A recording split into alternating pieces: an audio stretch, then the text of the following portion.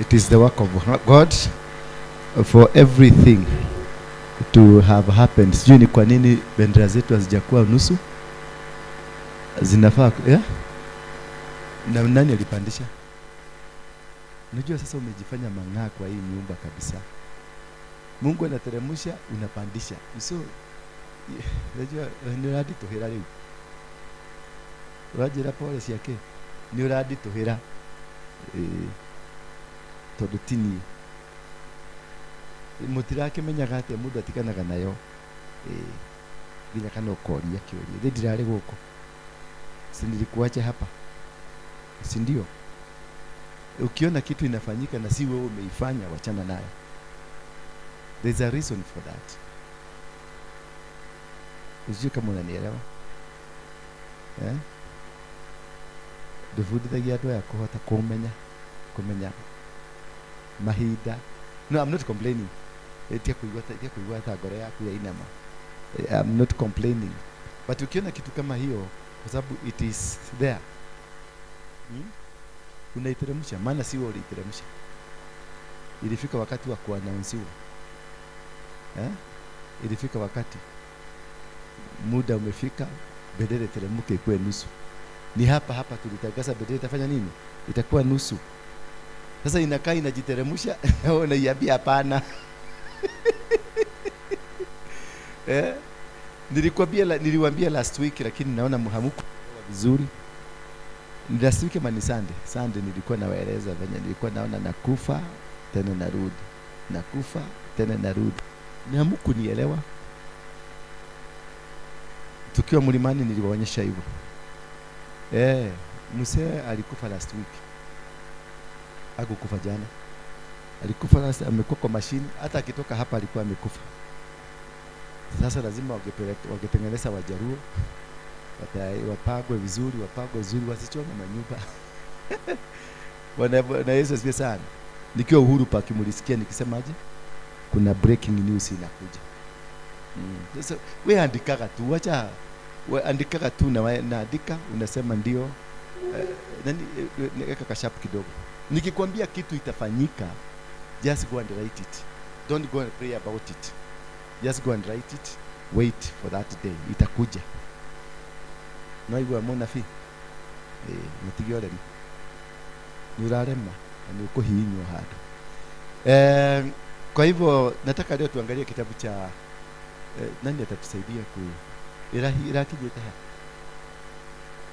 Hau heshu meo. No akiona leo mitigo yako. Digo kuaga.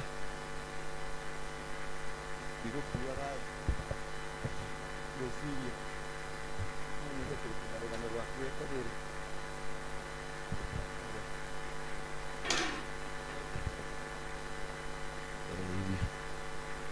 Ameenda.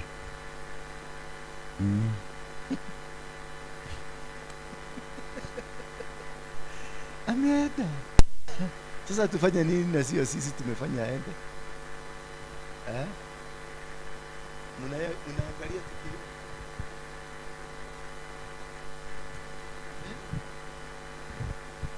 Yote. Bwana Yesu asifiwe sana. Nilikuwa meno wameni yote. Bwana Yesu asifiwe sana. Nilikuwa meno wameniinukia, walikuwa wanataka kunimaliza. Lakini Mungu ni mwema. Tumeshinda vita. Halo. Tusome kitabu cha Zaburi 18. Nisaidiwe kitabu ya Zaburi, mwambie huyo anitekee kitabu ya Zaburi. Iko sawa? Kitabu ya Zaburi. Kwa hii weka base kidogo tu. Ndio tuendelee vizuri. And I thank God. Hii kipanda haitakaa sana kabla ijarudi tena hapa. Haitakaa sana. Mabrothers lazima waende. Mabrothers. Nipatia Kiswahili. Psalms 18 Kiswahili. Shosho amekuja. Na ameanza. Ndugu yaka anikera anyendeli. Psalms 18 Kiswahili, Zaburi 18 Kiswahili.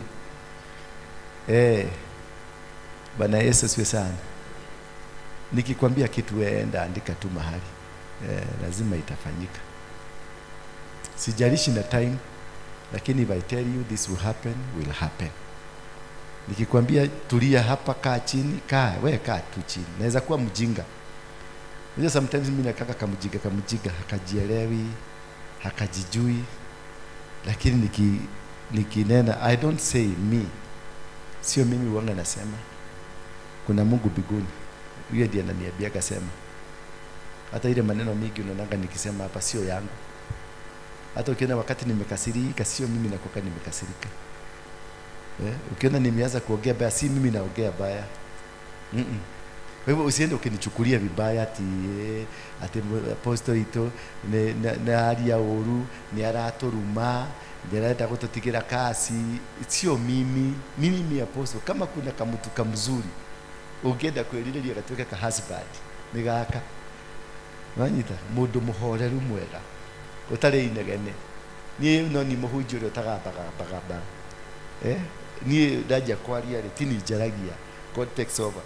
Na ukitaka kujua vizuri kabla nianze kuhubiri wanga kama Mungu hajaanza kuongea through me wanga napiga story, tunapiga story mpaka sasa ikiingia sasa naanza kuongea, kwa sababu it's not me. Sisomangi vitu zangu, sifanyangi vitu zangu, sikaangi ati nikisema ati hizi ni vitu sina. Hii maarifa hata hii kitabu sina hata kidogo. Hii kitabu sina. Kuna siku nilikuwa natafuta Proverbs kwa New Testament. Mtu mwingine akaniambia Proverbs inakuwa Old Testament. Kube sijui hata kuhubiri venye mnataka ni wa pastor mzuri wa kuhubiri. Ndio umefanya nini? Pastor mzuri. Main rudisha main hizi za hapa upandisha juu, main urudishe chini. Sasa usiguze hizo tu knobs kidogo. Sasa unakuta whatever I say is not me at all.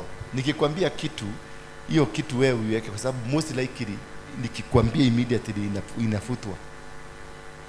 Kuna mama mwingine alinipigia makelele jana akaniambia duraga demurage na mulisaga turareti atia kaitaririkanaga.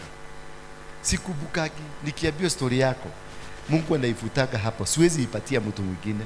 Na inafutwa kabisa. Hata ukiniuliza tuliongea nini nitakwambia sikumbuki. Na ni kweli sikumbuki. Maana mimi nabii yako hapo na inatolewa.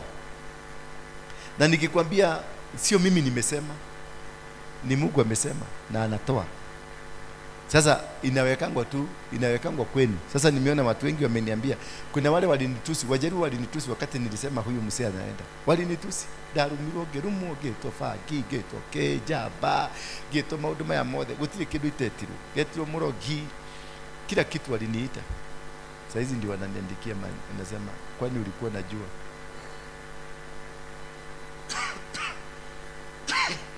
Bwana Yesu asifiwe sana. Sasa kitabu cha Zaburi 18 inasema nakupenda ee Mwenyezi Mungu, wewe mwenye nguvu zangu, nigwendete Ngai we hinya wako, nakupenda, I love you. Bwana Yesu asifiwe sana. Hili ni ombi nataka tulifanye, maana ule mwinuko wote ulikuwa umeinuka, wale wote uliona ule msemo Kuimodo akisema atani visit kwangu, atakuja atani visit kitu. Sio yeye, hiyo ni grupu moja na Raila, ni roho moja. Sasa hizo maroho ziliniattack, sio hapa tu peke yake, waliniattack kutoka America, India, kila mahali where there is presentation is where that spirit works, because that spirit haikuangi ya mtu mmoja, inakuanga imepatiwa watu wengi. So wakati walisikia their king, one of their king anaenda, na ni nani amesema kuhusu hiyo, sasa they came to attack me. Raila angeenda kitambo, hangeenda sasa, angeenda wakati ulisikia bodyguard yake alikufa. Hiyo kifo ya bodyguard haikuwa ya bodyguard, ilikuwa ya huyo mzee. Lakini they know how to swap. Bwana Yesu asifiwe sana. They know how to swap, wanabadilisha. Wanaweza kukupatiana wewe ukufe kwa niaba yake. Bwana Yesu asifiwe sana. Ndio nasikianga wale walipatiana souls zao, wanaendanga wanaambiwa nataka mama yako, unapatiana. Na sasa nataka mtoto wako, unapatiana. Sasa wanafika wanasema we want ultimate. Unaenda anabagaini, anasema hapana. sasa nitaleta kitu fulani. Sasa wakapatiana Gen Z hiyo ilikuwa bado ni part of the sacrifice, hiyo ikaenda. Baadaye sasa imefika Gen Z, tumeinua madhabahu, tukaenda kwa mlima, tukamwaga maji huko, tukasema hakuna damu ingine ikatamwagika. That is the problem. Hallelujah. Shida iko ingine. Shida ni wakati tuliinua dhabihu, tukaingia kwa barabara zote tukafunga, tukaingia Nairobi tukafunga, tukaenda mito yote tukafunga, na tukaenda kwa mlima tukafunga, tukasema gotire modoge ogokua, gotire sacrifice yegekorutwa. Na imekuwaje? Imekuwa hivyo. Sasa wakati tumefunga hakuna sacrifice zingine itakuwa lazima mtu aende akiedaga, because alikuwa anazuia. Na kuna mwingine na yeye pia alikuwa aende akaswap na kazini yake. Sasa na yeye kwa sababu tumefunga, sasa ni yeye next. Sijui kama mnaniona kama ni Daniel Fagireu nestolesi ajaba. Sasa they know how to swap. They are wanajua in the spiritual realm, death wanga zinakuwa swapped. Mtu anaweza kuswap. Wewe ulikuwa nakufa, uswap upatiane mama yako, ama uswap upatiane ndugu yako, ama uswap upatiane, ama venye unaonanga baraka ni zako, wewe ndio umeachiliwa baraka, wewe ndio umeachiliwa neema, kibali kiko na wewe, lakini unakuta sister yako ndio anatembelea baraka zako, maana sister yako alienda kule akaswap. Sasa vitu zinakujanga zikitoka kule kwa jina yako, lakini zikifika hapa zinakuja kwa neighbor ambaye ni sister yako, kwa neighbor ambaye ni brother yako, kwa neighbor ambaye ni mtu ambaye ni huyo mwenye yako hiyo duka ingine next anatumiaga wewe, PO box ni yako, lakini vitu zinaenda kwake, yeye ndiye beneficiary. Sasa hiyo ndio inaitwa swapping of blessings. Angalia wakati Danieli alienda kuomba, the very first day alipokea, the very first day alianza kuomba, alipata majibu. Lakini majibu yale hayakumfikia until 21 days. Lakini kule biguni, the very first day aliomba ndio vitu zake. Kuna watu tunaendanga maombi na vitu zetu zinaachiliwa very first day. Maana Mungu alitaka tu siku hiyo uitike kwenye huo wito. Uende tu na ufanya nini? Uende katoloni. Maana Mungu alitaka ufike tu, anataka faith yako. Daniel alipoanza kuomba, baraka yake ilifika immediately, lakini ikafanya nini? Ikanyakuliwa kwenye anga, ikashikwa na mfalme wa Persia. So for the last 21 days anapigana, anaendelea kuomba Mungu, anaendelea kuitisha mzigo, lakini mzigo uliteremshwa kitambo. Na hiyo mlango ya kusikilizwa kwa hiyo mzigo biguni ilikuwa ishafunga. Maana mzigo ukiachiliwa na bingu ikiachilia mzigo, hiyo mlango ya kusikilizwa kwa hiyo kitu inafungwa. Maana washamaliza kazi yako. So ni wewe uendelea kupambana, kukamata, kurudisha, kungangana mpaka ushike, ulete hapa. Bwana Yesu asifiwe sana. Usipofanya hivyo, vitu zako utakuta ziko hapa duniani na wewe uko hapa duniani, lakini shida unapata. Na wewe ni mwokovu, mlokole, umeokoka mpaka ukaokokwa. Yeah? Hata udioma venye unadiomaga, unadhioma mpaka watu wanasema ora bakashanda, ni huyo mtu ni mtumishi wa Mungu. Lakini mtumishi wa Mungu mwenye anafungiwa nyumba, mtumishi wa Mungu watoto wake hawasomi, mtumishi wa Mungu mwenye yeye mwenyewe hana chakula, hawezi kujilisha, mtumishi wa Mungu mwenye hata nguo hawezi kujinunulia, lakini ni mtumishi wa Mungu. Bwana Yesu asifiwe sana. Blessings za mbinguni lazima zipelekane na utumishi. Kama Mungu ameachilia utumishi, anaachilianga mpaka baraka za utumishi. Hawezi kuwa mtumishi mwenye hana kitu. Hawezi kuwa mtumishi unatembea miguu. Hapana, kuna shida. Kuna kitu kimekatwa mahali fulani. Kuna disconnection ya kitu kinafanyika mahali fulani katika maisha yako. Kuna mtu ameiba nyota yako. Ni nyota huibiwa. Kwa mambo ya dunia, utajiri wa dunia ni nyota, si maombi. Maana hii kitu tulipatiwa kwenye Genesis chapter number 1 verse 26, 27, 28. And God blessed them. And God gave them dominion. We have the dominion, we have the blessing, we have everything. Kila kitu ambacho unakitaka uko nacho. Gari nzuri uko nayo, nyumba nzuri uko nayo, mke mzuri uko nao, mume mzuri uko nao. You have everything within you. But there are people ambao wamekuwa werevu katika ulimwengu wa nyota. Kuna watu mahali they are clever. Katika ulimwengu wa nyota, wanajua nyota ya fulani ni gani, wanajua kuzisoma, wanajua ni nani anafaa kuwa nani, wanaenda wanaswap.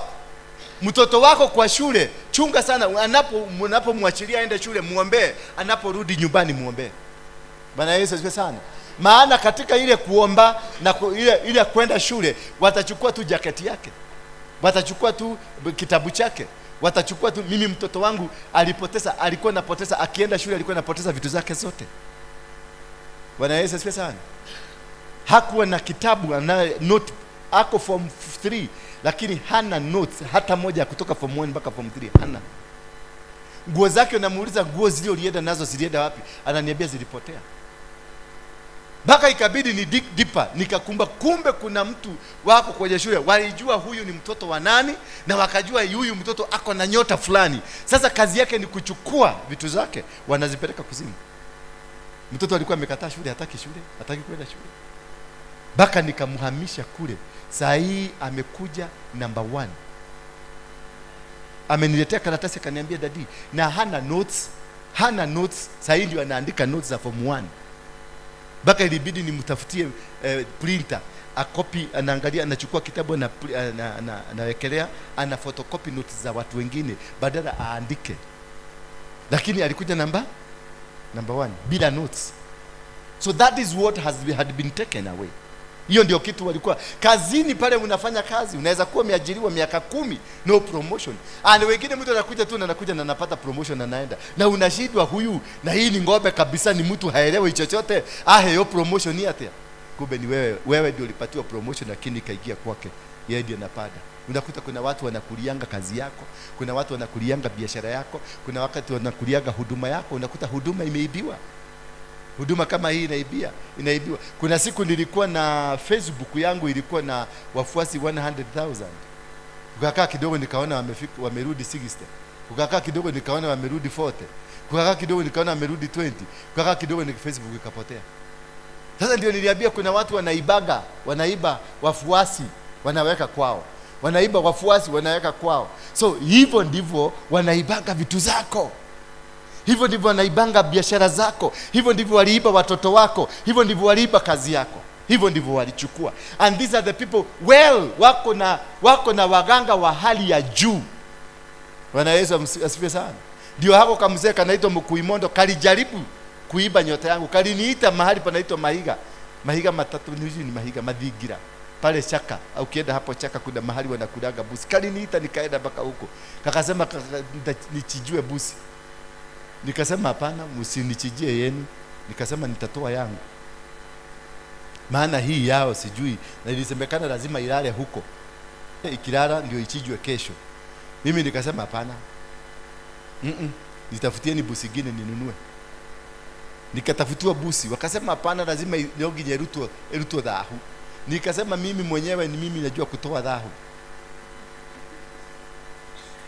Wakasema ndio sasa, lakini mzee mmoja akasema to avoid argument tufanya nini? Tuchije hiyo. Na nikaambia hii si madhabahu.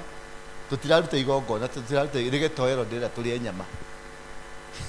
Maana nilijua hii damu itamwagika, itakuja kunikula siku moja. Nikaambia bana hii kwa sababu lazima upatie reason. Hiyo busi inachijwa, uipatie reason. Uipatie jina yake kwake. Wakikuyu wanayojua kuuliza hiyo maswali. Kwake imekufa kwa nini? Mimi nikasema nigetohero. Watu walikula getohero. Waka akafikiria amenikamata. Sasa bitterness yake imetokea wapi? Imetokea hapo kwa sababu alikuwa ni meze aniweke kwa hiyo kagogoda kake ndio tusiende kwa mlima. Wakati amenienda kwa mlima, alienda mpaka hapo kwa hiyo ambapo tulikuwa mara ya kwanza alienda mpaka kwa hiyo mlima. Akaweka kwa Facebook yake. Na akaenda akasema hapo hiyo story nimepatiana ni ya uongo. Because alikuwa amekuja kucancel. Maana alishindwa niliendaje. Na kule walifuga. Bwana Yesu asifiwe sana. Hivyo ndivyo wachawi wanafanya, na wanakujanga kukuangalia kama umekufa. Hata wanakupigia simu. Uliokuwa kuhiana atia. Ciana nejaga. Onawe mugima pio. Dole hadu hara gutura. Anataka kujua kama hiyo kitu ilifanya. Hapo mwambie ndiye madogo wako hadu na ndio upodi meumia mkao. Hata sitoki kwa kitanda. Lakini akisikia uko na afya na unatembea na uko sawa sawa, wanaenda kuongezea ingine. Ndio naonanga kuna watu wazazi wao ni wachawi, ni waganga. Mother in law, father in law, hawa watu wa familia wanakuanga wachawi. Unakuanga wakikulus kwenye network yao, wakikupoteza kwenye network. Maana wamekukamatia kwenye network ya kiroho. Wakikupoteza anakupigiaga simu. Unakuta mama ama mtu mwenye hakupigiagi simu amekupigia simu. Na ukimsikilia kwa hiyo simu hakuna kitu ya maana amekuambia. Nao komisie. Dogeto kireira muno. Hapana, tigo kira. Anataka kukurudisha, maana ulikuwa umechomoka kwa network. Anataka kurudishe ndio waendelee kufanya kitu ndio monitoring spirit. That is how they monitor. That is how they know you. Ni nini? That is how wanajua ulipika nini jana. That's why wanajua ulitadikwa na msee jana. That is how wanajua mtoto wako haendagi shule, school fees ilikosekana. That is how wanajua duka ilifugwa. That is how they know ministry ilifugwa. Bwana Yesu asifiwe sana. Sasa wewe unangangana tu katika dunia hii, ati ukingangana maneno. Nothing is working as long as they are able to locate you. As long as they are able to wanakushika, wanakupigia simu, wanajua mahali huko, ni nini unafanya, ni nini unaendelea, wamekukamata. Always ukichukua simu yako sema, Mungu, kama hii simu iko na ushetani, ninakata network. Bwana Yesu asifiwe sana. Mtu anaweza kuconnect tu na kuletea tu go to wake, atatendea huko lehera go yenda huko hegwe shinishiranyi hile ke hadi akonegera lege hajawahi, anataka uvahage ndio anakuconnect. Ukivaa mnashikana. Kuna mtu atakuja tu hapa anataka kukanyaga tu hapa, ndio naonanga hapa mimi nimeweka ulinzi, hata kama ani ananiagushaka wakati mwingine nimeweka nini ulinzi, lakini siku hizi amekuwa mkali. Nataka ile spirit ya joy ikuingie. Bwana Yesu asifiwe sana. Tulinde, linda madhabahu yako. Linda wale watu mnaomba na wao wachunguze. Wale watu mnakula na wao wachunguze. Wale watu mnakunywa na wao wachunguze. Wale watu mnatembea na wao wachunguze. Kuna mtu tu atakuita ati ni spiritual father, anakuita kwa ofisi yake mpige tu sole, kumbe ni kukunyonya na kunyonya. Ukienda huko jitakaze. Ndio unamkaga saa 9. Saa 9 si maombi ya kupigana na wachawi, ni maombi ya kucommand your day. Bwana Yesu asifiwe sana. Saa 9 is not for praying ati kupigana na ngangana na ngaribu na ngushanga yao. Anga waliitengeneza saa 6 usiku. Saa 6 ndio vita. Saa 5:30 mpaka saa 6:30 ndio unapigana vita. Ndio unavunja anga zao, ndio unaharibu mipango yao, ndio unaharibu njia zao. Saa 9 wakirudi nyumbani, wanakutaka wakirudi nyumbani kwa sababu wameshamaliza kazi. Bwana Yesu asifiwe sana. Saa 9 wamemaliza kazi, sasa ni kurudi nyumbani wakarare, wanaendaga wakifurahia maana usiku kucha kutoka saa 6 wamefanya job imekamilika. Na wewe saa 6 ndio uliwagonga. Saa 9 na wewe amuka, command your day. Ambia Mungu, leo ni Mungu, usikubali nikutane na mtu hautaki. Usikubali kwenye duka yangu mtu akuje ambaye ni mchawi. Usikubali nisalimiwe na waganga. Usikubali nisalimiwe na wachawi. Usikubali nipigiwe simu na hawa watu. Bwana Yesu, you command the day and your morning. That is then you authorize, you tell morning, nisikilize, mahali nitakanyaga hivi, mahali nitaenda. Usijaribu kukubalisha mtu wa kishetani ya kuja hapo. Hapo ndio na command saa 9 mpaka saa 11 mpaka saa 1 asubuhi. Command, na ndio naonanga Waislamu wanaamkanga saa 11 kucommand the morning. Bwana Yesu asifiwe sana. Saa 2 kuachilia sasa ametoka kwa nyumba. Ndio na sala wakubaru. Ulala suruala suruala zururura baserere Allahu akbar. Anafanya mhuduru maita 5, anarudi anatoka 5 times. Lazima afanye hivi mara 5. Huyo kama huyo unaona hapo. Sasa hiyo 1. Angalia. 2 Simena ameinuka sasa, amemaliza kazi yake. Leo analia na gomisi ya kwao.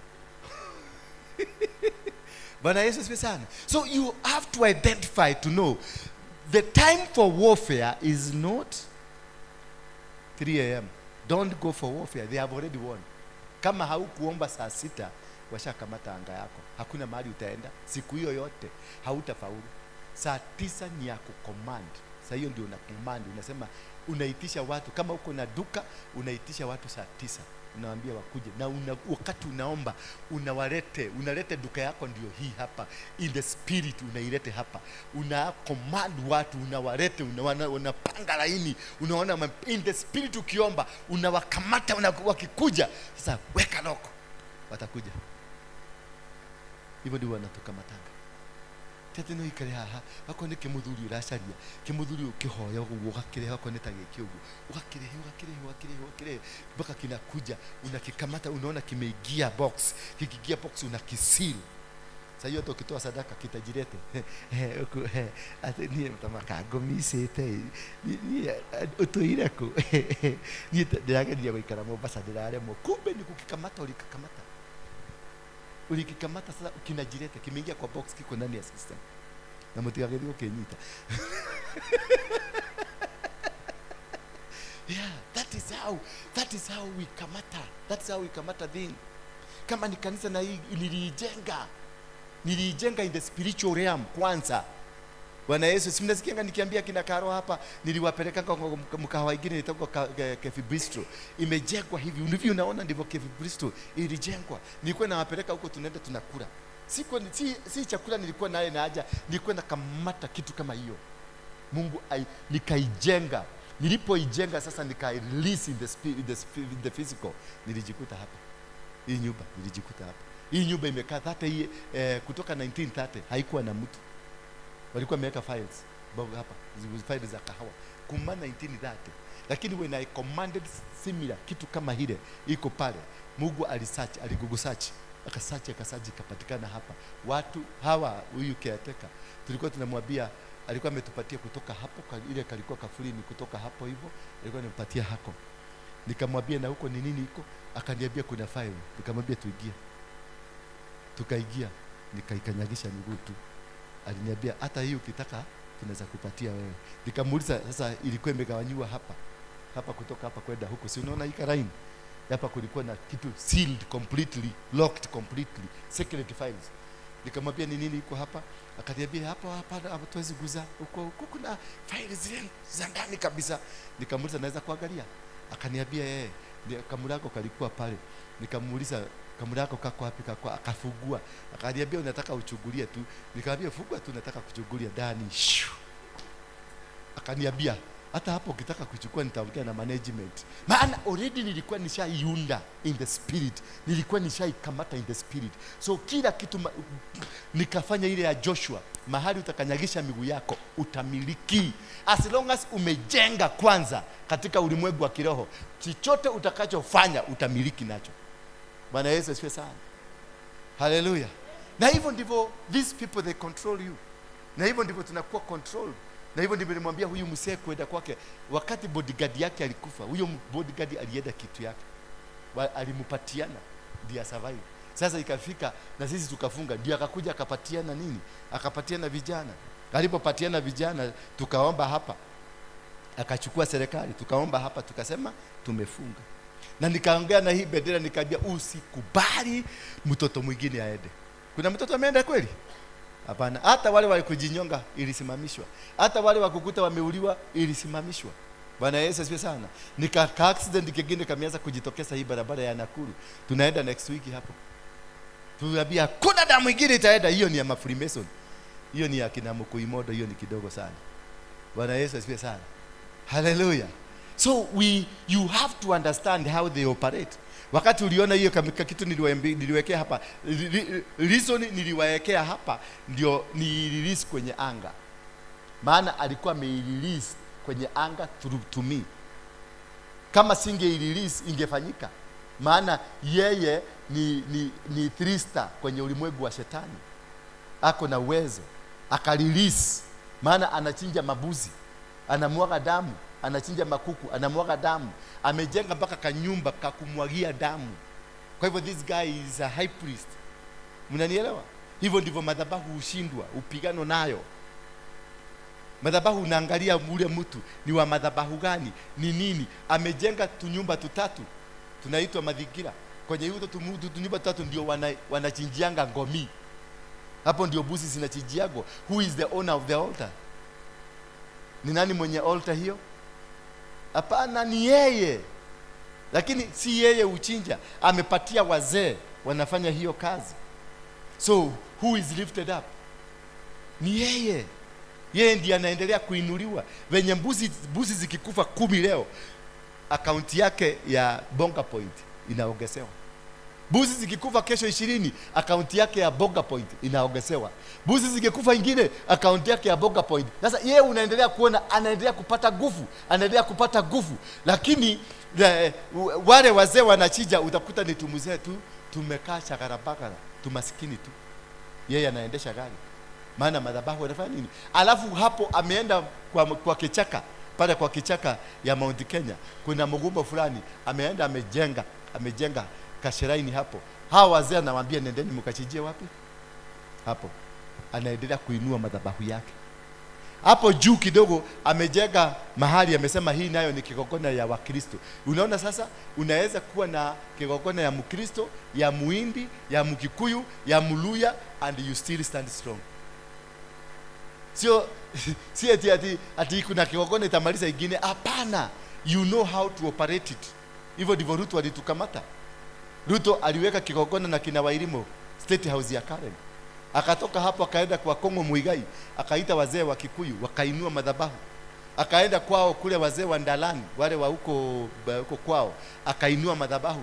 Akaita Waislamu, akavaa Kiislamu, akainua madhabahu.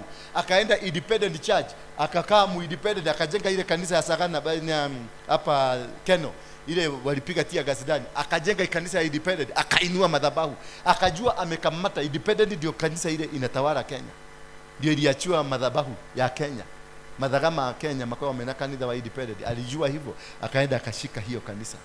Akaenda kwa Waislamu akavaa. Akaenda kwa Wagiriama na Wadigo na wale wengine, wale wanaitangwa nini? Kaya bombo. Akaenda akavaa nguo za kaya, akakaa kama hao. Akarudi akaenda mpaka kwa Wasomali, wakaenda wakaimba ulimwona akiimba hivi, naye akakamata inji mzima ikalia Ruto. Alituuzia wheelbarrow moja. Ni kuwa na uelevu wa kukamata na kushika watu na madhabahu. Si Ukristo. Madhabahu si Ukristo. Madhabahu si Uislamu. Ni wewe kujua kushikamata watu ukipitia madhabahu. Bwana Yesu asifiwe sana. Na usipojielewa hivyo, watakukaranga, watakumaliza. Unatembeaga na mzee bwana yako, lakini ako na madhabahu amekukamata nayo. Kumbe hata zile manyumba zote amejenga ni zako. Hizi zilikuwa zinapitia kwako. Kumbe ile magari anaendesha ni wewe. Bwana Yesu asifiwe sana. Kumbe huyo mzee unakuta mpaka anakochukuaga period zako anazipeleka kwa mganga.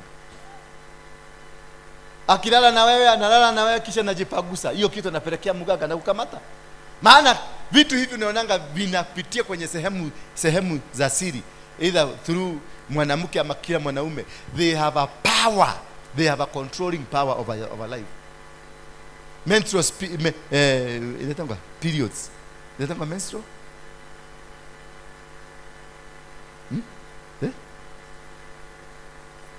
Menstrual cycle, hiyo nilikuwa natafuta. The menstrual cycle ya binadamu, it evolves in 28 days. Bwana Yesu asifiwe sana.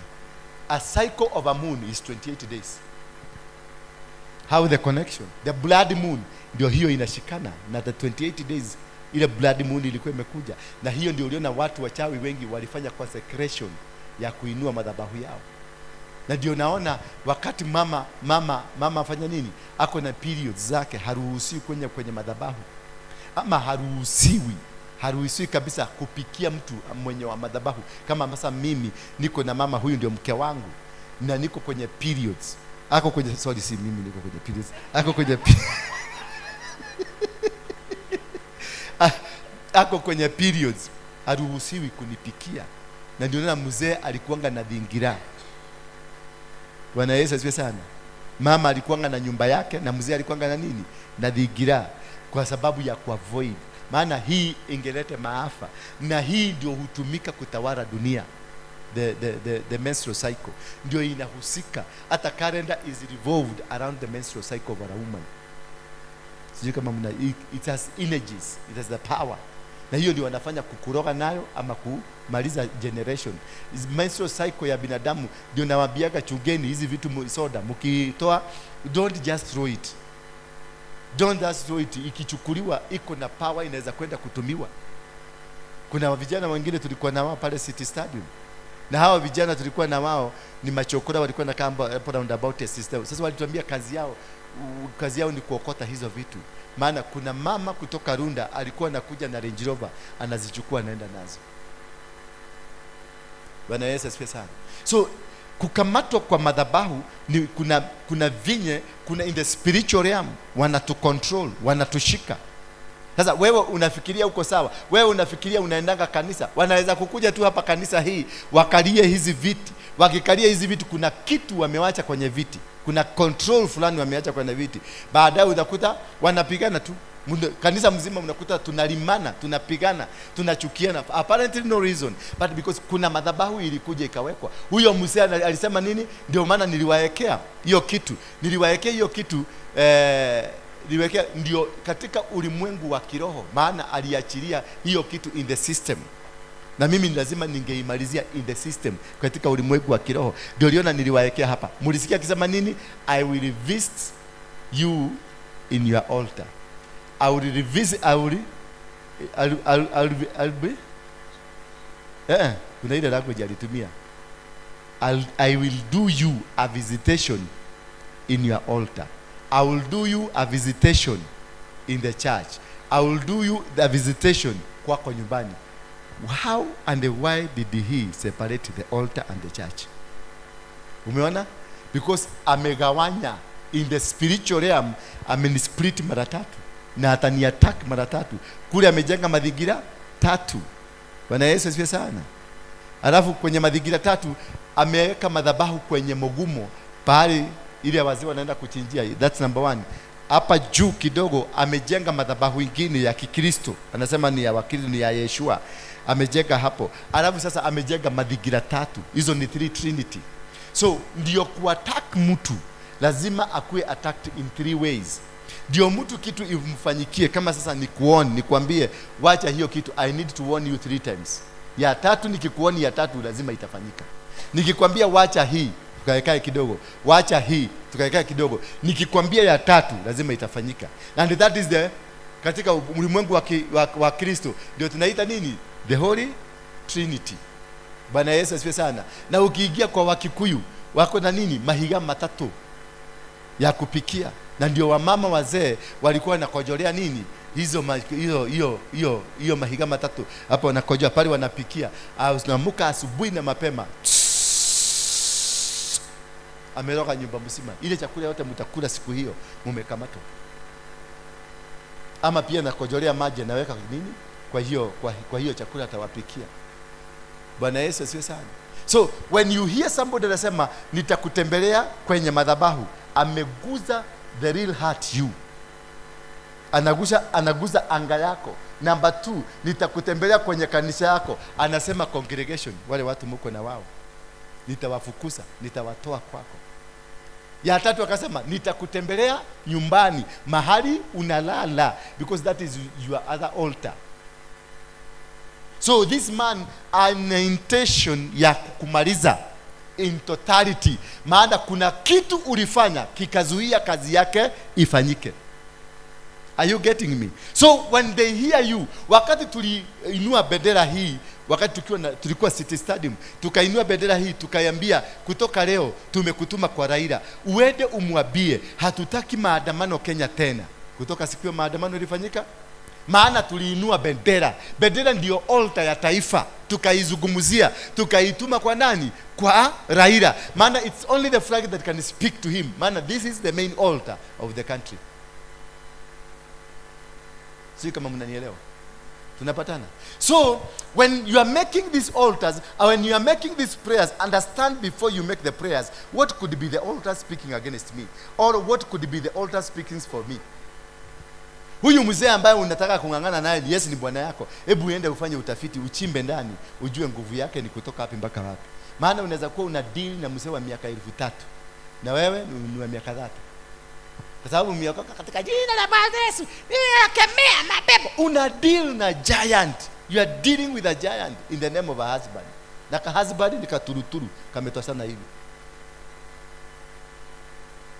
Bwana Yesu asifiwe sana. So understand the principles, understand how they organize. They plan. Before they attack you, they plan.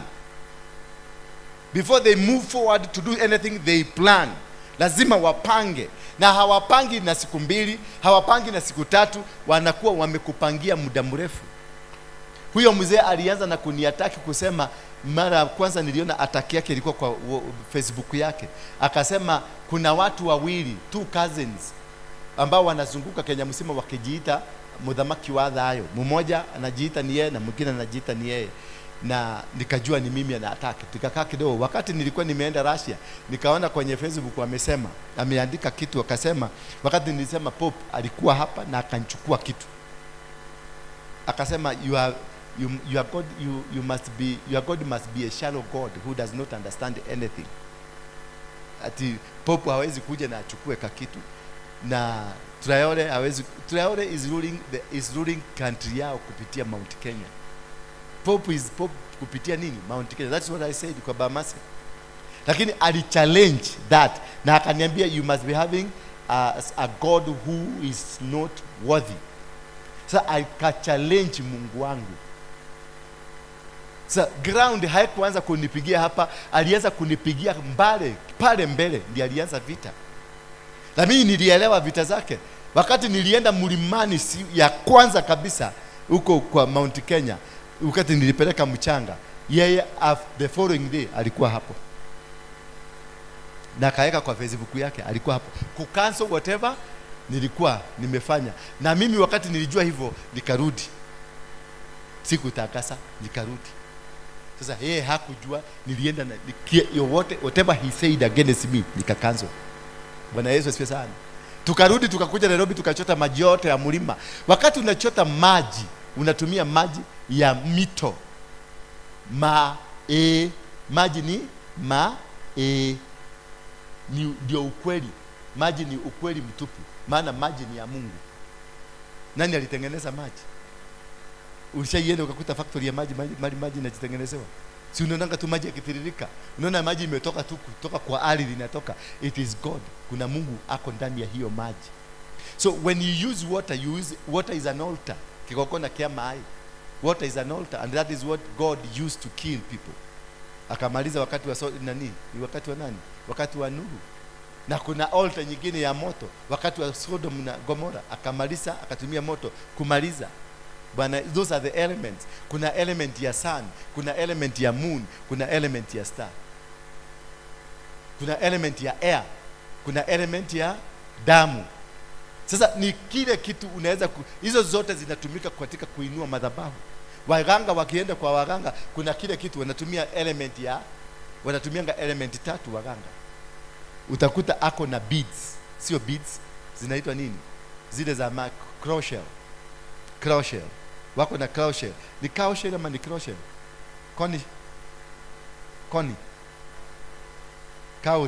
Kauri.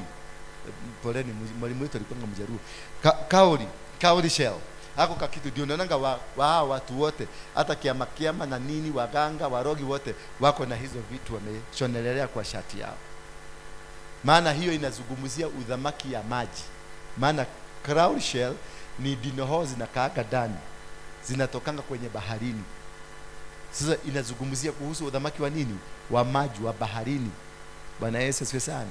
Alafu unakuta wako na mawe. Ukienda kwa mganga yote yule ako na mawe ile tulikuwa tunasema nejata ilianguka. Ile ya black hivi na kanga blue ama black hivi.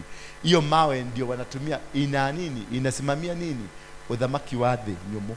Hii ground. Udhamaki, the power of the soil, kitu kama hicho. Naye pia utakuta ako na kitu ameweka hapa kaunga fulani, anafanya inaenda kwenye hewa. Sasa hiyo nayo ni udhamaki ya hewa. The king of the air, the king of the land and the king of the sea. Zote zinakonga queen. The queen of the air, the queen of the land and the queen of the sea. Hizo ndizo wanatumianga hiyo kiama. They use those mermaids. Wanatumia nguvu za giza kupitia elements ambazo zinatumika katika kuinua madhabahu. Na ndio nasema wakati anaanza kwanza atachant, atazungumza maneno kuitisha the queen akuje. Maana atatumia hiyo kausheri, atazizungumzia, azirusha chini ama azifanyie kafara fulani. Hizo ni za kusummon miungu ya ndani ya maji. Ama atatumia hiyo mawe aizungumzie, ni kusummon the goddess of the earth. Ama kutumia hiyo anafurisha inaenda ni kusummon the goddess of the air. So utakuta hapa kanisani tuko na tu goddess, kumbe ni ka goddess kamaji. Na wewe unang'ang'ana, unaona tu ni kama kamezeeka, ni kama tu kamekaa, kumbe is a goddess. Wala unagatumia gakahorerete oro ugu atakati na kuria koi gaikara go ugu gasubaite haha rege mugoka ha intercessory team turaga haha mukomete haha muriyaga munyuaga ngije mukorogo na ngai ya iria-ini. Bwana Yesu asifiwe sana. Rege muturaga haha mukona ngai ya riera-ini muramuna muikarite haha none acomokire yego kuria riera-ini rathiuruka huko anaendelea kuwashughulisha tu na angalia ana pa ile inaitangwa out of body note, out of body experience. Kuna mtu anaweza kukaa nafikia shosho wako hapa na ako Guatemala na huko ako Brazil ni adile mshamani wa kiama. Leo unaona mwikalete ha, unaona shosho amekaa tu hapa lakini alienda ako Germany kamati kuu ya wachawi ya waganga. Bwana Yesu asifiwe sana.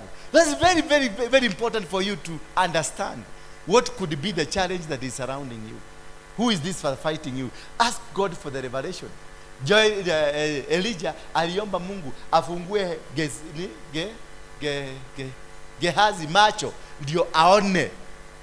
Maana Elijah was seeing an army but Gehazi was not seeing an army. So what did he do? Aliomba Mungu afungue Gehazi macho ndio aone kile aoni. Kwa hivyo kuna jeshi lingine imejificha, kuna jeshi iko kwenye anga ambayo hatuioni. Lakini utatumiwa. Huyo mtu anasema I will pay you a visitation. Ni mtu wa ulimwengu wa kule, na atakutembelea akiwa nyoka, atakutembelea akiwa umbu, atakutembelea akiwa inzi, atakutembelea akiwa umbwa. Niyo gusherera. Ugo rakwera ni ma. Nigo rakwera I have that power to come to your house. Na nitakuja nikiwa mosquito. Na nitakuuma, nitakung'ata mpaka unasikia. Unashaiumwa na kama mosquito mpaka unasikia hiyo si mosquito. Venye kamekung'ata unasikia usho timotikuito. Na ukijaribu hata kuiua inakataa. Kinyamukeke ukaga nyumba kitako keki. Unajua keki? Wasp. Kinakuja unajaribu kukiua hakiuliki. Kinajua kuhepa. Kinaenda hivi. Bako naachana nasema, "Kumbe ni kispirit, ni mtu, ni mkuimodo amekuja akiwa."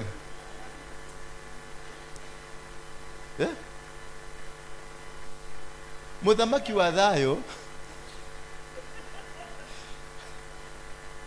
anataka kurudi, lakini nasema atakupei visit kwako. What does that tell you?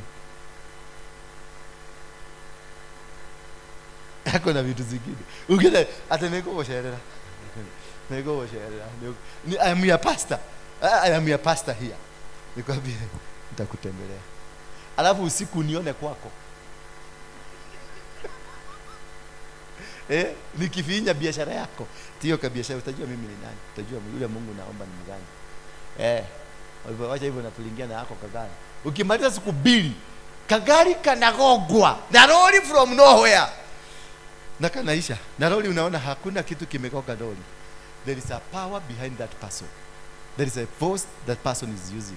And this one can only, I'm not really on that man alone. I'm giving an example because he gave us an example to give. When I say he gave us an example to give. That is why I'm giving the example. But this has been happening to us. Wale watu unaonanga wakiwa kwa soko. Unajua wale watu unakuwa kwa soko, wenda wazimu. Hakuna gutile donyo tareke. Gutile donyo tare mogoroki. Kila soko inakuwaga na mwenda wasimu. Huyo mtu hakuwagi mwenda wasimu, ni mtu amewekwa, ametengenezwa, amewekwa mapepo zote za hiyo soko. Operations za hiyo soko zimewekwa ndani yake. Yeye ni carrier. Yeye ni store ya kuweka mapepo. Sasa huyo mtu anashidaga hapo na anakuraga hapo na anakuwaga na kila kitu na anajua watu kwa majina. Anakutaja jina. Mary, wapi? Te atu ni ule gora. Ni mapepo inakusukumzia. Bwana Yesu asifiwe sana. Kingine kinakuja mahali unaweka chakula yako, mahali unauziaka kinakuja, mkifuka kazi kinakuja kinakojolea tu hapo. ama unakuta hapo ndio kinalalaga, maana hapo ndio center ya operation. Bwana Yesu asifiwe sana. Hapo ndio ngome yao ya kufanya vituko zao, kufanya kazi zao. Ukienda unakuta hao, unakutanga wagoroki hapa wangi. Hakuna mgoroki mwenye anakuaga hana spiritual power. They have the spiritual power. Walikuwa supposed kukua ago, ama walikuwa supposed kuwa manabii. Lakini kwa sababu nobody was able to help them come out of the situation, akapelekwa upande huo mwingine. Lakini ukimwombea apone, huyo mtu anabadilika, unakuta ni nabii, unakuta ni mhubiri, unakuta ni mtu mwenye ako na power kubwa sana. Because people wanatumika. Wale wakati Yesu alikuwa kwenye boti likaanza kutetemeka, watumishi wake wakamwambia kuja niko kwa torakwa. Akakuja akatuliza nini? Akatuliza bahari. Ni nini bahari? Nani alileta mtikisiko wa bahari? Kule yenda walipofika kwenye ukingo wa baharini, kushuka tu hivi, mwenda wazimu alikuwa pale, akamwambia son of David, usituguse. Kumbe wao ndio walituma missile, ndio walituma missile, boti isikuje, wasikuje that direction. Mawimbi waka command, mapepo inajua kucommand mawimbi. Mawimbi inakuwa kubwa, na ndio naona uko na mawimbi katika familia yako, uko na mawimbi katika nyumba yako, uko na mawimbi katika biashara yako, uko na mawimbi, yani vitu vinakuja, storms zinakuja, zinakufuruga. Sio storms, they are not ordinary storms. They are not ordinary storms. They are storms from some quarters. Zimetumwa na zimekuja kukumaliza, zimekuja kukuzuia. Hata wanaweza kuambiwa msimumalize, lakini msimkubalishe akuje. Yaani mumpatie busy. Alikuwa anaenda Mombasa, anapatiwa tu story busy. Story ya Mombasa ikakufa. Alikuwa anaenda Amerika, unakuja mtoto unasikia shosho amekufa. Wakati ulikuwa uingie ndege siku hiyo, shosho ndio alikuwa darling wako, ndio alikuwa, ama baba yako anaenda. Unakuja kugundua alitaka tu, maana hiyo visa yako ya kwenda lazima ungeenda hiyo date. Hiyo date una cancel safari. Hiyo kitu yako inakufa. Unakuta kila kitu imekufa. Mimi wakati mama yangu alikufa, siku ile nilienda, nilipata visa ya kwenda UK. Siku hiyo ndiyo aligojeka. Siku sasa nimepata visa, nafaa ku travel next week. Mama yangu the day I was traveling, kama jana usiku, ndiyo alipelekwa ICU. Na kwa sababu wanajua nampenda huyo mama, ndio nikata safari ya kwenda. Na nilikuwa nimetafuta visa ya UK for 7 good years. Na nyimwa, it was of no reason. Hata sikupanga makaratasi yangu vizuri. Reason ile niliambiwa ya mwisho, siku ati nimepanga makaratasi vizuri venye nafaa in order. See, I was not qualified, I was qualified. Lakini makaratasi sikuwa nimepanga in order. Unaona hii ni pepo tu niongea. Wakati nilipata nikafaulu, siku hiyo mamangu alipelekwa ICU. Mimi wakati nilisikia amepelekwa ICU, nilituma pesa, na nikatuma pesa mingi ndio wasinipigie wakiniitisha pesa. Nikawatumia 100,000. Nikawaambia ndio hiyo pesa, torai mami divita. That very night nikazima simu, nikaingia ndege. Nikaambia Mungu, huyo mama ni mkuti akiwa hai. Maana nimejua hiyo ndio madhabahu ilikuwa inanizuia kutravel. So wakati niliingia kwa ndege, the following day nikanunua kalaini ka UK ndio nipige. Nikapigia mtu mwingine, nikamwambia nenda waangalie mama anakaaje. Nikaambia mama amepona, ako sawa. Ona ni mama ino kiamushi. Bwana Yesu asifiwe sana. Ilikuwa tu nisie, na siku hiyo kama singeenda, hata saa hii singeenda. Umeona sasa? So sio lazima madhabahu iletwe na mtu wa nje. Sio lazima mkuimodo. Hapana, even your own sister, even your own mother, even your own father wanaweza kutumika. Ng'ombe yako inaweza kutumika. Odiwo kama iwe yakabiteke twa, inakuagusa mguu, unaanza kutembea nini? Unaanza kutembea hivi. Na ulikuwa uende interview ya jeshi. Sasa utaenda interview ya jeshi aje? Inakuzuia tu. Unasikia uliumwa, kuku ilikuharura, iliruka juu yako, kuharura, na ulikuwa uende beauty contest. Sasa hiyo kuna kihara hapa na kingine hapa. Kuku. Bwana Yesu asifiwe sana. So anybody can be used, na wakishindwa na huyo anybody anahama. Unasikia hata alikuwa aweke video, sasa amesema video sitaweka. Unasikia pepo limejua amukwenda kwa invitation na yeye. So watatumia njia nyingine ya kukuataka. Ikiwa nako kima kihojo ya pamoja.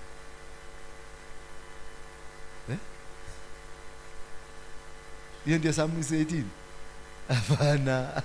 Hazina uhusiano. Anyway, that is what God wanted you to hear from today. Bwana Yesu asifiwe sana.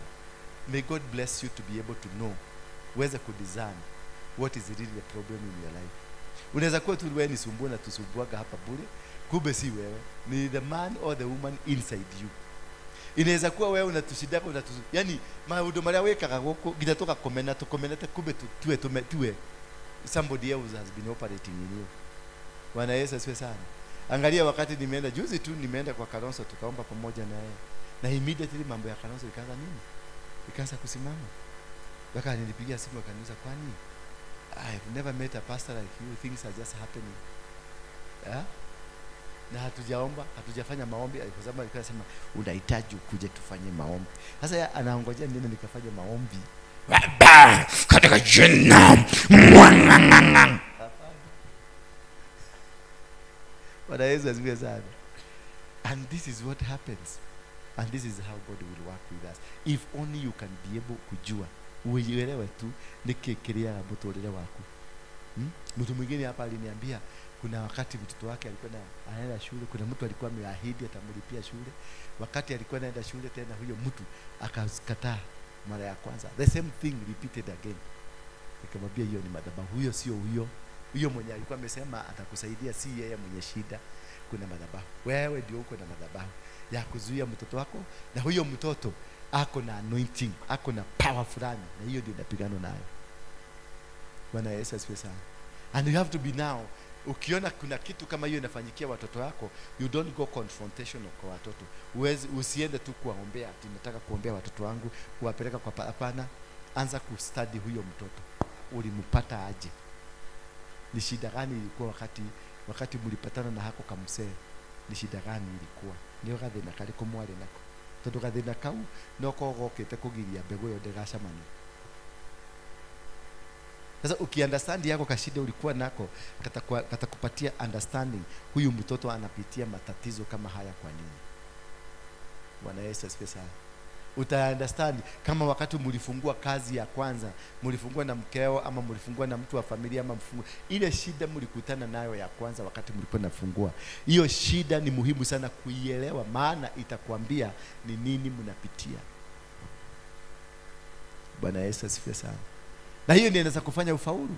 Ukiunderstand sasa levels za maisha yako, ni nini ilifanyika hapa ikaenda hapa, what happened from here to here, now you are able to understand what kind of demons that are operating in you. Ni nguvu gani, ni miujiza gani, ama ni giza gani ambalo unalipitia. Maana magiza ni tofauti. Ile giza mimi napitia sio giza unaipitia. Mimi labda giza ambayo unaipitia ni mwangaza kwako. Bwana Yesu asifiwe sana. Ile challenge unaipitia kwa labda ni blessing kwangu. Maana ukienda kwa mtu wa mwenye mochari, wewe unalia mtu wako amekufa. Mtu wa mochari anaweza kulia kwa sababu mtu wako amekufa. Ni nini kwake? Ni faida kwake.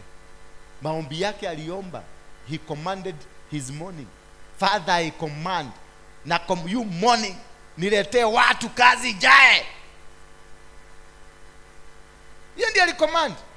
Hiyo ndio aliomba. Mtu wa mochari, mtu wa kutengeneza masanduku, unafikiria akitengeneza akipiga hiyo board, anapiga akisema nini? Akilia ati watu wasikufe? No. His desire ni watu wakufe. Na akikuona ukipita anajua this is a possible customer. Wewe msirudi kupita mahali wanatengenezea. Maana ana release roho ya uitwe. Anaweza kukushikanisha na hiyo box yake anatengeneza. No, akonyite in the spiritual realm.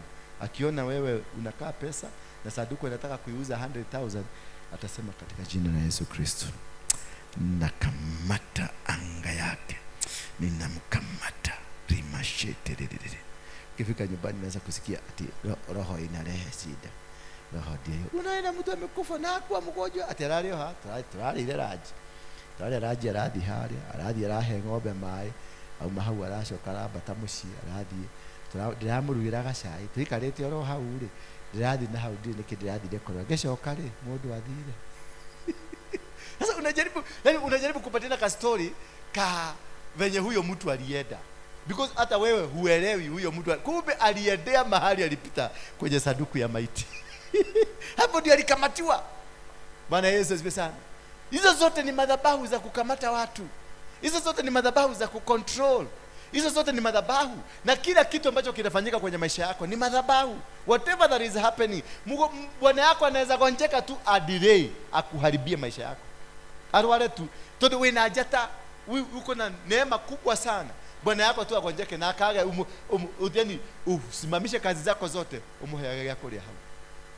Na wakati hiyo kazi, opportunity window ya hiyo kazi itakapoisha, kamuze kana kufa. Wakati hiyo window imeisha, wakati hiyo season ya wewe kubarikiwa ikiisha kabisa, wajue imeisha, kamuze unaona kamekufa, kametabarukia kogoro. Kwa sababu kalikuwa ka agent kamepangwa katika maisha yako, kakuje kwenye maisha yako kakumaliza. Kuna wanawake wanakuja tu na kuingilia kwenye maisha yako, na anakaa kwa maisha yako, kukumaliza tu, akumaliza. Wakati utamalizika, unasikia ukimama kimebaki kimeenda. Nasikia mtu ameanza kuleta shida tu, muachane. Kumbe alikuwa tu akuigise kwenye box ambao walitaka. Maana yeye ndio alikuwa in the position to fix you. Ulimpenda tu ulimpenda kimama kama hiki, kana ni kimama kizuri, kipendapendeza, oh my darling, oh my sweetie, oh my kaki. Kumbe tu ni bomb. Anataka tu muguzane tu sexually. Mkiguzana, unaanza kuona vitu zako zote zinakuwa drained, kila kitu, biashara zinaisha. Na ikianza process, ikianza vitu zako kumalizika, huyo mama unaanza kusema ni yuko ole, ni yuko digika, ni yuko dika jerobu. Maana kazi amemaliza na ameenda. Sasa anaenda kwingine kutafuta mtu mwingine wa kumalizia. So before you command your morning, understand people, understand the ground ambao uko nayo. Jua, ukiona watu wamekuanza kukuletea nyevu na ustadi vizuri, ujue hawa wote walikuwa maagent. Weka chini, tafuta kwingine na uende. Na usikuwe na argument na wao, weka chini na ore tamudura hena gukomogoko. Udio gikamo akiugo. Olite pio. These were not genuine people in your life. They were agents to subvert what you have, to destroy the inner you. Sio ma commotions, sio ma machines zitatumika kukumaliza. Hapana, it's the people that will be brought to you. Kuna watu wataletwa kwako na Mungu, na kuna watu wataletwa kwako na shetani. They are divine connectors and destiny connectors and destiny destroyers. They are both human beings. And they are all come in this. Huyu kwanza destiny destroyer anakuwa mzuri sana kuliko destiny connector. Anakuwa na kila kitu. Kama ni tupesa unataka, anakuwa na tupesa. Kama ni kitu mrebo, anakuwa mrebo. Kama ni kitu, yani kitu unataka kutembea nayo, anakuwa nyanya iga garajo konyoroka. Lakini wacha siku ile aanze operation yake, mkigiana tu, mnyuidhania mata, mwigiana tu, mshikane, basi kuisha wewe maisha yako inaanza kwenda. Wewe kaura ni diramenya ni amadolete. Murogi we nake, musharaga nake, muria nake, na mukomanagia nake. Ginya mushiarite na murogi. Kuona tona twa kutuburu buru to murogi to dali. Tutoto hata unaona venye tunainukia na vita na tunapigania na nini, sahani ya ugali. Unaona hawa ni wachawi. Bwana Yesu asifiwe sana. Maana kuna mbegu iliwekwa ndani yake, mbegu iliwekwa ndani ya hawa watu. And this is what you need to understand before you make an engagement. Usifukuze watu, lakini study them. Mulete karibu, mtembee naye, unamjua eno nenyo kama baba. Unajua kuna green mamba, puff adder, kuna cobra, kuna gecko, kuna hizo zote. Sasa unajua hizi ni manyoka, lakini sasa unajua unatembea na green mamba. Ukiingia na green mamba, ukiingia na nyoka zote, mnaenda mufike kwa nyasi ya green, kaa kando kabisa na nyasi ya green, maana kuna green mamba itakaa hapo na itakuuma. Ukipata ni pafuada inarushaga mate, kaa mbali nayo. Ikirusha mate isikukaribia. Kama ni cobra inaumaga kisigino, kaa mbali na kisigino na nyoka, kaa mbali. Sasa unatembea na hizi manyoka zote, ukijua hizi ni nyoka. Igene shiora. Igene bia na igene dutu na duya na gogoni. Sasa unaelewa? Unajua mtu tunaweza lala kitanda moja na wewe, mimi nikuliwa na kuguri na wewe ukuliwi. Bako unaniuliza, tunaweza lala nyumba moja na wewe unakuliwa na wage. Mimi wewe unakuliwa, mimi sikuliwi. Sasa bako una shida. What is the logic? Ni nini hii? Maana huyu amekuliwa mpaka asubuhi unakuta amekula, amekaa kama chura, uso wote umekuliwa. Na mimi sijauzwa. Kwa nini? Kwani wage ulikuwa linaniogopa kwa nini? Bwana Yesu asifiwe sana. Si huyo anaelewa hapa kuna kitu ambacho si cha kawaida. Na hicho kitu ndio kinatuzuia. Hicho kitu ndio kinafanya tukae the way we are living. And this is the most important. Before you go seeking God, before you go seeking this Christ, before you go seeking anything, you need first. Before uende kwa huyo mganga unaendanga, you need first to understand what is this that you are fighting. Ni balele kurarua. Unapigana vita gani? Maana maybe unapigananga na mtu neighbor. Kumbe si neighbor. Ni mwana wako ule washialile mwana wako ma.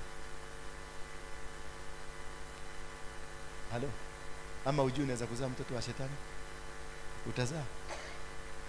Mwana ule washialile. Unaweza kuzaa mbegu ya shetani.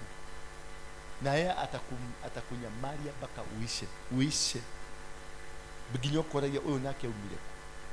Mpaka unaenda na mchune uangalie kama ni damu yako. Kumbe ni katoto ulizaa ka shetani. The way Jesus was born in the spirit, we are also capable to give children in the spirit, in the spiritual world ya giza. Todo no mwasha mandile nake. Mulikuta daki mwanaume kikakurushia mbego ya hiyo. Wao nafikiria ni kulala mnalala ni kuenjoy mnaenjoy, kumbe hakuna kuenjoy, anakuweka hiyo spirit ya huyo mtoto. Sasa ule mtoto ile mbegu itakuja hata kama si huyo mtazaa na yeye. Yule next mtazaa naye mzae. Hata utatoa kitoto cha ulimwengu wa giza. Maana alisugumusa na akarusha. Na wewe hukujua, wewe ulikuwa unasema baby. Alafu ujue ni covenant mna make. Sexual altar is a covenant. And the only covenant inafanyika kwa binadamu mtu akiwa uchi. Unura imagine kiko kuna kila wabala lili. Nikirete kila kinakubalisha any spirit to come. Kinakubalisha. Bwana Yesu asifiwe sana. Nimewapa leo. Mumesikia vizuri? Mumebarikiwa? Leteni sadaka.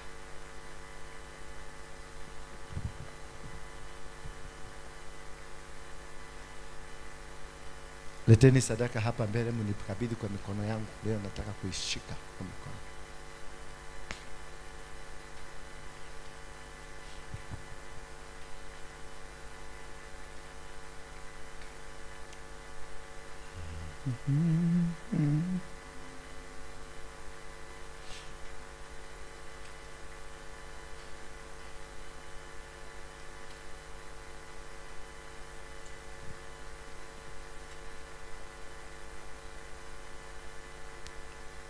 Leteni sadaka. Ingieni kwa vipochi. Msirudi kukuja kwa nyumba ya Mungu kama hauna kitu. Mkienda hospitali mnaendanga mmebeba mapesa. Mkienda kwa waganga mnaendanga mnaambiwa wangwana wamesema na mnatoa. Nogo ukomutie dagamu ukomoka kama holi. Na wale mnakuaga pale mtu unapatia mtu bahasha kama anataka kuja kuniona unampatia bahasha na anaweka kitu ndani ukiona. Kama hakuna kitu anaweka mkanyagie. Umekuja kwa hii nyumba tunalipa rent. Weshile ya dutaka kopesa cha kole rent. Woka moko madali. Divitali mudia moko madali. Hii muje kile media ini. Mudireti ya pesa kiahinya. Sitarudi kuona mtu kama hana kitu. Siwezi. Kule kwingine mnaendanga mnafanyiwa consultation, mnalipa. Mnaitishwa shilingi 5,000, mnalipa. Hapa kwa apostle mnakuja mkono tupu. Wengine nakuja na kafefte kamekujana. Mpaka kananuka nini? Jasho. Hii nyumba nalipanga 600,000 per month. Na iko na SS zinakuja 700,000. Total bill tunalipanga 1.5 million per month. Stima na kila maji na kila kitu. Alafu uchoke haoka kuikala hata uikale uasha. Kwenda kanisa ingine, kwenda kwa Manyuro hapa. Manyuro naitiseka 4,000 kumuona. Na si kumuona ni kama sasa mmekuja hapa auditorium ya uhubiria hivyo nimehubiria 4,000. Kuona yeye one on one anaitisanga 20k. Ameset class mami doga kila kale. Nidile kama hivi. We have to pay rent. Hii pesa hakuna Mungu anapelekewa. Ni mimi nakula na rent. Tete kuga hata pesa ni siagai, tisiagai. tisia Ngai ni kuri iria tuteithagia turihe rent ya nyumba eno, turihe thitima, turihe mundu uria urathambia nyumba eno, tumathabahu matherio na guku kamera ni ndiha mushara, we pay them. Tondu ndina kindu ndinakio nikio haha nanyita nyumba eno ndakomborire tondu ndina kindu mundu ajike, kuna kitu Mungu ameniweka ndani yangu. Sasa ukikuja hapa na kafefte kako na unaona nyumba hii, enda nyumba hii, enda ulize kakitu kadogo kanalipa hapo 100,000 ka kioski. Hizi kioski ziko hapa 100,000. Angalia Yesu kwa vita hizi hapa ngapi. Yeah, I'm happy when I'm releasing what I'm releasing. Hii mafundisho na mafundisha, hakuna pastor hata mmoja, mwende mnitafutie pastor mmoja mwenye yako na uwezo wa kusema vitu kama hizo. Hakuna. Na si kulinga, batata nikilinga mtadu. I know God has given me something that not many people have. We are very few in this world. Very few. Ndio naona walijaribu kuniua wakashindwa, because kuna kakitu for this generation. Alinisaidia akaniambia nenda utafuta nyumba, nitakutumia watu wa kusimama na wewe kwenye kulipa rent ya hiyo nyumba, kwenye kusema kwa sababu niliuliza Mungu hiyo nyumba nitaweza, akaniambia nitakutumia watu. Sasa nimejaribu kuangalia kama ni nyinyi, naona nisi kama ni nyinyi. Todo ajirede ko to madu mawekatia akoro kama na rent ya nyumba leo igihitio muthe jakathe juge atiriri at rent ati pesa ya rent kanisa na kuoga kwota hiyo sadi hakuna watu watakuja kwota. Unaona hiyo nikisema watu partners nikisema mtu anataka kuwa partner hapa wote watainua mikono, wakiinua mikono na waandikisha waambie sasa kujeni tuongee tupagane venye mtakuwa mkileta hiyo pesa ya partner. Hawakuja. I'm busy. Unasikia apology. Watu ni that apology 25. Madharau 2. Ile ya kukuja ni 3. Sasa na watatu ni mimi na wengine 2. I'm not complaining. Si kelele napi. Nilisema dikahura inega na regi. Goku. Dikahura inega na regi. Goku dikahura. But I will be telling you the truth. Dimule hatire kera dimu muragaya. Hatire. When I am going out of my way, naenda kule nje kutafuta rent ya hapa, kutafuta vitu zingine, hiyo baraka yote naibeba na ipeleka wapi? Naipeleka kule nje, napelekea watu wengine. Na wewe unaendelea hapa kusema atakumali adawa kidogo huko, ni ndio ile kama anyebana ya hiki apostle kwa keta mno ya Ngai guthukia fiyo. Utaki kurugama na nyumba ya Ngai. Kaya kama nawe anasimama na wewe, lakini hauitishwi milioni. Bwana Yesu asifiwe. Kile unaitishwa ni kuelewa uko kwenye madhabahu ya Mungu. Your 100 is more than 1 million. Muelewe, then you have a man of God. You have muko na nyumba kama hii where God is being worshipped. Can you be a partaker? Ati yule mtu atakuja aponee hapa, bonga points zinaruka kwako. Ati wakikuta nyumba ni safi kama hii, ni kitu safi, wanakuta unasikia the presence of God. Yani ndio kuna vitu you don't need to be very spiritual. You need to make things kuwa nzuri. The spirit mpaka ukikia mahali unasikia the spirit of God was there. Si hakuna spirit of God ni kuikara wikalile gatekera katarako ada. Tukumunda ikara kuwo kaiwo gushuka. Tiko iwo gishuka titorokoro goho ni haria wikarire wamenyira kuri wikaraga kana itiri uraikaragira cia mbao na gugu kwa mufea. Watu ndamugethia ndagiro gu. Mwathani agocwo. Learn to appreciate God. Learn to serve. Learn kulipa gharama. Bwana Yesu asifiwe sana. Huduma ni gharama. Kubarikiwa ni gharama. Sisemi ati ulete milioni 1, hata hiyo 50 iwe imetoka kwa moyo, ni gharama, itasaidia, itamultiply, itazaa. Lakini unakuta mtu anatoa ka 50 na kebeti yake abire gukinyiria gari nigetha noti cihote gwibanga. Hapa utaka 50 kiti na guku, kadibite kija kana nunga gogo. Todo ndari na murigo. Huduma ni murigo. Bwana Yesu asifiwe sana. Kubarikiwa ni mzigo. I'm not making noise. I'm not complaining. No endeda ukufudigia kurathimo mundu arathima gwake.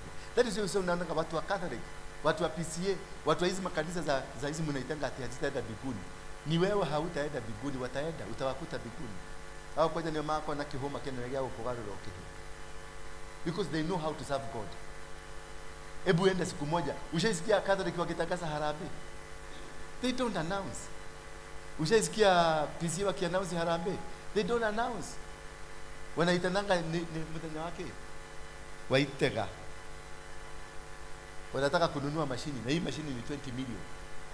Unasikia within 10 minutes 20 million zimeingia, alafu adosho mwisho kama mjate atawataenda biguni. Wewe ndio hautaenda. Gaida getekeria mundu muthunu hawezi kubali, hawezi. Mungu angalia venye unakuja kusema limakata limakwenda limakoto, hiyo ni makelele unatengeneza. Relationship yako unaijenga na Mungu, you build a relationship with God. Fanya kazi yake, give, achieve giver. Mimi sijaona mtu ambaye anapeana mwenye amekuwa maskini, sijaona. Kupata hizi si maombi. Wacha kushinda hapa ukiomba, tunalala hapa ukiomba pesa zikuje. The money will not come. Money does not know prayers. Money has a principle. Money, there is a barabara, kuna barabara ya pesa ambayo inajulikana kule katika ulimwengu wa kiroho ya pesa. You give. The hand that giveth is blessed. Lazima upande ndio uvune. Huwezi kukati, baba ninapanda mahindi katika jina la Yesu Kristo. Ninapanda. Unapanda wapi mpaka hauna hata nyumba una ya kulala? Utaraha hata wako lera hivi.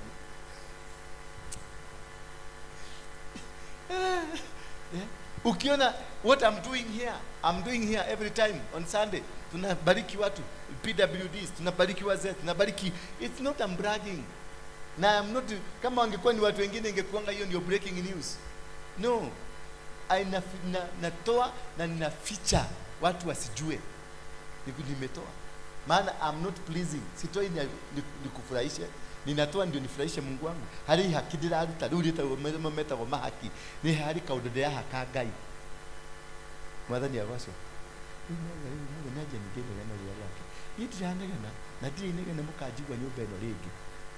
Nyini ndiramuhorire ndikanegana ringi. Uria munyitete ndiranegania ciana. Aca. Wenda gutuika mwana wakwa rumirira cimaiko mako. Wakwa ndugwikania na maiko mako nduri mwana wa. Yes. If I am a giver, you are supposed to give. No matter how small you are giving. When Yesu says, it doesn't matter how big or how small, be a giver. Sisi ni watoto wa Yesu. Yesu was a giver. Yesu alienda nakuta watu wanasema ati uko hoele adu yani arwaru. Anaenda naangalia naona ni njaa. Anasema tamata kile na lake ndio kule kajamu. Wanapatiwa chakula unaanza kuona vimutu vimeanza kurukaruka. Bwana Yesu asifiwe sana. Jesus was a giver. Walikuja wakamwambia tuko na nini? Na mikate ngapi? Mikate 5. Na nini? Hebu soma hiyo statement yenye imeandikwa. We have only. Yeah? Ate tuna mikate 5 na dhamaki 2.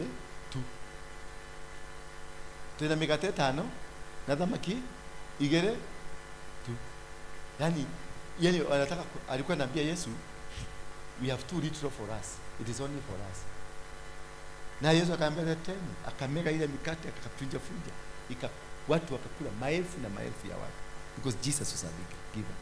And that is, unaona watu kama Mother Teresa, they are the greatest principles on earth. The givers, people who give, people who understand the giving, they are blessed, ni matajiri. Enda kwa kanisa za Wahindi ukute, they give a lot. Mtu kama Merari Popati, they give their billions of money to help society. Hapo umekauka kama nywele gumu. Atueteire ngai akurathime. Huko gutire mahoya matumaga ogeindo, gutire. Kile gitumaga ogeindo ni kumenya relationship yaku na Ngai. Guthondeka urata na Ngai. Tengeneza urafiki na Mungu, si maombi. Unakuja kuomba Mungu na wewe ni adui wa Mungu. Kuna mtu neighbor yako amelala njaa, na wewe na pesa kafeti gaikarete ugo bila gatira ikarara gaikarete ugo kwina mogo pesa sifage to kudeini, na your neighbor is sleeping hungry. Mutumia mukoroe hau neighbor akomaga maratadini umuhetukaga hau ukaga na hii serikali ni mbaya. Wewe ni nini umefanya kwa serikali? Ndio ni mbaya niki na kwa kwina miregeti 5 ekojete ikaginyamo ni aliro ne bia sikara kudeini sigesi dia da kila nyumba uko na mablanketi zimejaa kwa nyumba na kuna mtu hana blanketi. uko na manguo mpaka unafikiria kupanua wardrobe yako ndio ipate nguo, ipate space ya kubreathe. Na kuna mtu mwenye amevaa kikaratasi gunia. Chakula unamwaga mpaka yule mtu akokota takataka mpaka ana complain siku hizi amebebaka hii kitu yake ni mzito. Niko tairio. Na kule ndo matale ilio. Kuna watu hawana chakula hata kidogo. You can never even want to bless anybody. Be a blessing to people. Be a blessing to the society. That is the only way you can bless, you can command blessing to your life. Be a blessing to others. Hiyo vitu umepatiwa, you are just but a custodian. Hizo vitu, hiyo utajiri Mungu amekupatia. You are just but a custodian. Kushikilia ndio ziende mahali zinahitajika. Na umetengenezwa upeleke kule zinahitajika. Lakini sasa uigete kwaku ginya ikobe niliatokire. Besa uigete account ginya ukaiga fixed account. Hata unaibia yako na hujui zimeibiwa. Na unakuja hapa Jumapili hapa ukiimba bwana ibaka ile mpaka ile na nani yako na ile sauti ile inaeleka ni kama mawimbi.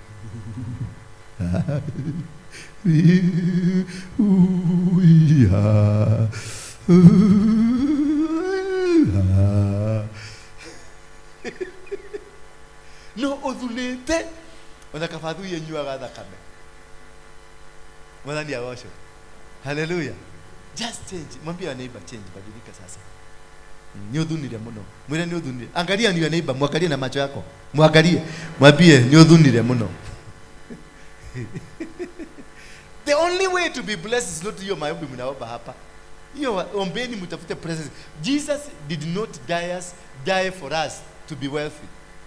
Jesus hakukufa ndio tupate magari. Jesus hakukufa ndio tupate majumba mazuri. Jesus died for our sins. Period. Hiyo ndio ili hapo ndio mpaka yake ilifika mwisho. He died because of our sins. Lakini mambo hii kutafuta mali, kutafuta manyumba, kutafuta hizo ni wewe na Mungu, mshirikiane na Mungu. Be a blessing. Psalms 41 inasema namna gani? Blessed. Hebu tupatie Psalms 41 nimalize na hapo hata kama nimeshindwa kuhubiri ile kitu ndio kuhubiri. The pastor wani niko na msokio dikuri. Ngeda hujagera na mtaratara. Psalms 41. Huyu pastor wenu, heri mtu anayewajali maskini, Mwenyezi Mungu atamuokoa wakati wa shida. You see the relationship? Kuokolewa wakati wa shida, wakati una matatizo, ni wakati ni bonga point zile ulifanya. Kitu na kitu ulifanya ukajali maskini. Bwana Yesu asifiwe sana. Umejiwekeza niko igidia waigidia. Ngai wako bidhia. Wakati unapatiana ni umekopesha Mungu. Bwana Yesu asifiwe sana. For number verse 2.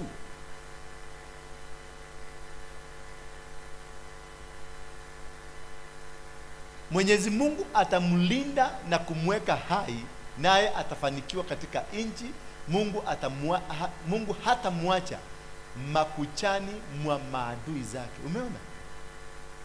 Atakuweka protection, kupiganiwa na Mungu kwenye shida zako ni kusaidia watu ambao hawajiwezi. Unapatia Mungu, anakupatia security. Hiyo maombi unaonanga hawa Joshua wanananga wakisema kaiyoridi kanedora ni security. Ndio naona mnajaribu kunipiga mmeshindwa. Mnanionaga na bodyguard. Sasa hizi nimeingia kwa matatu, nikikuja matatu karibu mzima, unaona gari mzima imegiwa na wasiwasi. Baka makaka akakuja kuniuliza nikukosea umekosea. Nikamuuliza kwa nini? Au gari yako iko wapi? Nikamuuliza ndio hii leo. Nikalipa na nikamwambia usilipishe watu, nihesabia hawa watu wote wako gari. Nikawalipia. Wameenda wakisema ukishagaa kwani mtu alifilisika. Sikufilisika, bali nimeshukia kwa petrol station wakaona nimeingia ndani ya Range Rover. Bwana Yesu asifiwe sana. Because I'm building a relationship between me and God. Ati ndio wakati Mungu hata muacha makuchani mwa maadui zake. Ndaka gutiga. Wihakanire na tojo toyo urashuka. Nenga na guru. No yo. Nenga na guru. Muwe gocoka mugateshe shoko ure. Ne kuhota hotire. Nikirona muthuri toya no na muto na uri tuhire. Tondu ndadikuwete kene. No ogia we kuna chakula huko? Kuna bagi za chakula? Angalia. Naida. Lia aigwa kwe bagi cia irio. Roho iko kaimidia tu. Verse 3. And this is how to understand. Adoya mato da kagelia kiraadhimo wanaachilianga baraka because of small things. Hiyo kitu kadogo kanafanya wakubariki. Mwenyezi Mungu atamsaidia awapo mgonjwa, atamponya maradhi yake yote. Kwa sababu ya nini? Kupeana. Jitetee hapa. Teo de rama kankanka. Wekekeke. Hoko atunaombea magonjwa. Hapana, there is a secret. There is a secret of seeking the blessings of God. Kuna secret. Na anasema maradhi yake maradhi yake yote. Na yeye amateria the post kwa ngire ngoko. No. Ukasande na kamutu bero ngima wekelea hapa. Kuja na madhokoma wekelea hapa. Kuja na vitu tusaidie hawa mliona hawa viwete wako walikuja hapa wenye walikuwa venerable kabisa. Bwana Yesu asifiwe sana. Sasa mimi sitakubali ati walikuja Sunday moja tutamalizana nayo kwa sana. Hapana, nataka kuwafanya wakue routine. Venye mimi nakulanga kila siku, watakuwa wakikula kutoka kwa mfuko wangu kila siku. Every day they will be eating. Verse 3 verse 4. Tumalizia hapo. Naona watu wameanza kulala, wanaanza kwa hiyo hata akilekea kuhujia. Nami nilisema, unifadhili Mwenyezi Mungu, unihurumie maana nimekukosea wewe. So when you are not giving, umekosea nani? Umekosea Mungu. May God bless you. And now may the grace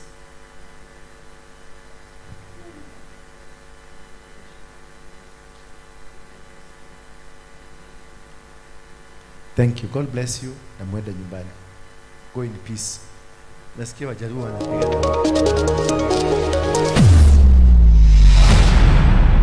Bethel Clouds TV, empowering lives.